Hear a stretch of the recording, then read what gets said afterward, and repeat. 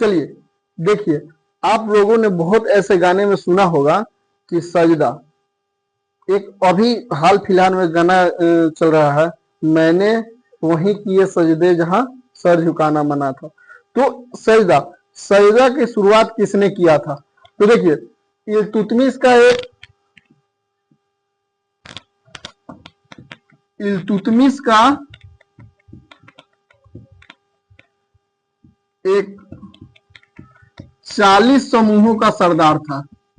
40 समूहों का सरदार था, जिसमें बहुत ऐसे मतलब अच्छे अच्छे व्यक्ति को शामिल किया गया था।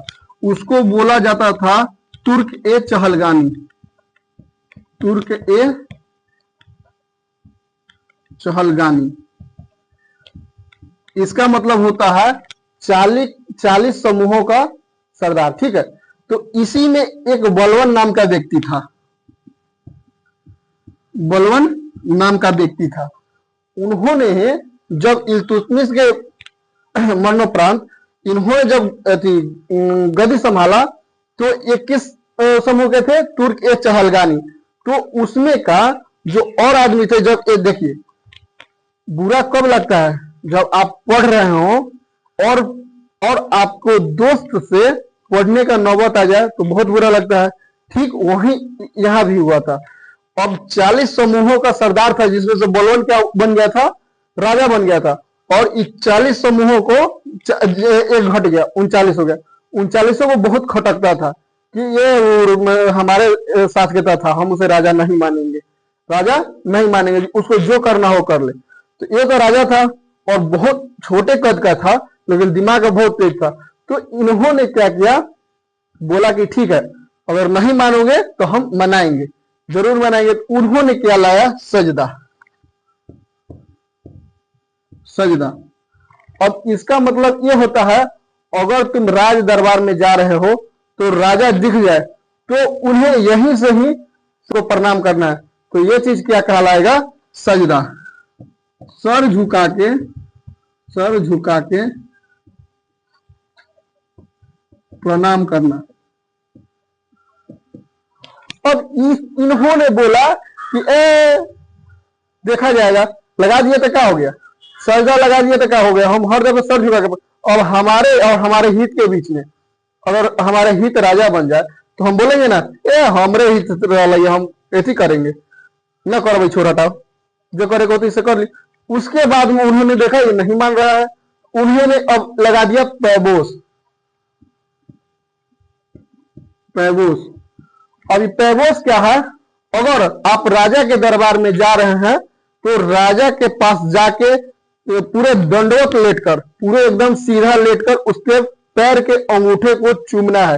वो क्या कहलाएगा? पैबोस। पैर के अंगूठा को चूमना, पैर के अंगूठा को चूमना, वो क्या कहलाएगा? पैबोस। और तभी नहीं मान रहा था, हम नहीं मानेंगे, नहीं मानेंगे। तो उन्होंने कहा अगर नहीं मानोगे तो हम मनाएंगे। फिर उन्होंने क्या किया? एक और नियम लगाया, चिल ए इलाही।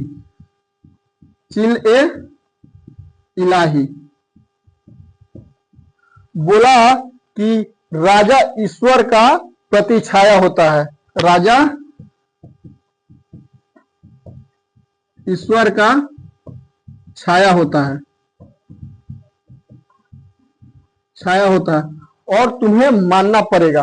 ठीक है, तो उन्होंने, बलवन ने क्या किया था, ये सारे नियम लगाते जा रहे थे और ये 40 समूहों का जो सरदार था इसे नकारते जा रहा था, नकारते जाता, नहीं मान रहा था।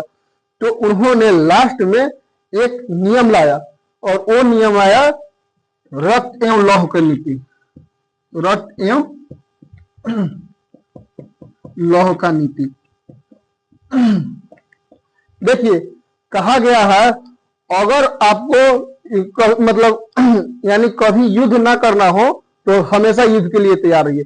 देखिएगा, पागल कुत्ता हमेशा काटने के लिए तैयार रहता है तो उसको कोई नहीं मारता, और वही जो दुबक के भागता है वो तो कोई और उसको मार देता है। तो इसलिए आप चाह रहे हैं अगर युद्ध ना हो तो हमेशा युद्ध के लिए तैयार रहिए। और देखिएगा, आप जब पागल बने रहिएगा ना तो दूसरा शांत रहेगा, उसे कौन लागने जाएगा।